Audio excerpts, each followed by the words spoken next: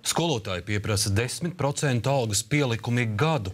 Pretējā gadījumā solot rīkot līdz šim nebijuši mēroga protesta akcijas. Valdībai, Saeimai un Izglītības ministrijai nosūtīta vēstule ar kopumā 4 prasībām. Politiķi sola pedagogu jautājumu risināt, tomēr prasības varētu izpildīt neātrāk kā sākot ar 2015. gadu. Pedagogu mērs beidzot ir pilns, tā situācija nozarē raksturo Izglītības un zinātnes arotbiedrība.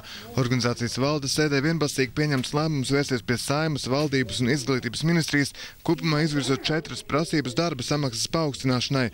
Pedagogi vēlas panākt 10% algas pielikumu ik gadu.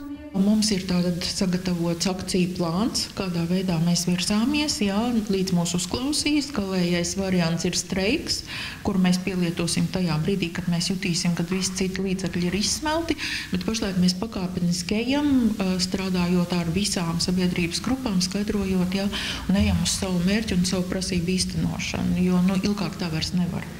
Izglītības un zinātnes darbinieku arotbiedrība uzsver, ka pedagogu atalgojums Latvijā šobrīd ir zemākais ne tikai Baltijā, bet visā Eiropas Savienības valstu vidū.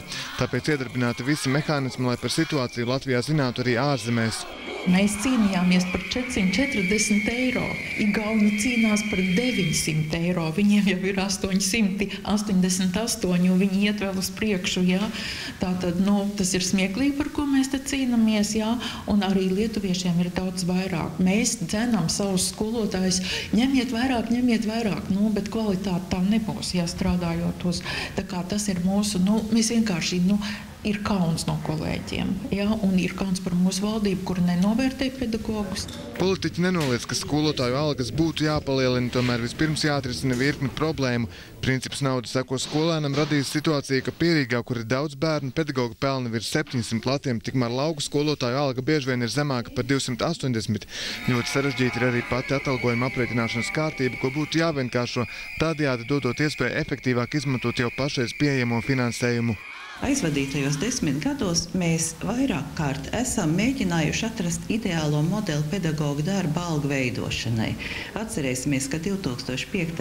gadā tā bija pedagoģu iekļaušana vienotajā darba samaksas sistēmā, pēc tam nāca sistēma nauda seko skolēnam, pēc tam šis brīnumlīdzeklis tika saskatīts pedagoģu kvalitātes pakāpēs, un pašreiz mēs domājam arī par reģionālo koeficientu, mazo skolu atbalstu un tam līdzīgi. Un, manuprāt, mums būtu jāpārskata šī sistēma kopumā, lai pedagoģu darba aprēķināšanas sistēma būtu gan taisnīgāka, gan caurspīdīgāka. Mēs, protams, ka varam, esam gatavi sākt diskusiju par to, vai kaut kādu apņemties, bet, tad, protams, ka tā ir diskusija gan ar Finanšu ministriju, un, principā, ar valdību kā tādu, jo te nav korekti izdalīt divas ministrijas, un arī, protams, ka Latvijas pašvaldību savienību, jo pašvaldības ir tās, kas pieņem lēmumus par skolu tīklu, par skolotājiem. Tā kā nākamā gada budžets jau ir apstiprināts, pedagogu prasību izpildi politiķi sola ne ātrāk kā 2015. gadu.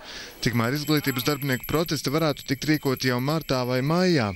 Pedagogi cer, ka viņu prasību uzklausīšanai par labu spēlēs nākamgad gaidāmās Eiroparlamenta un Saeimas vēlēšanas.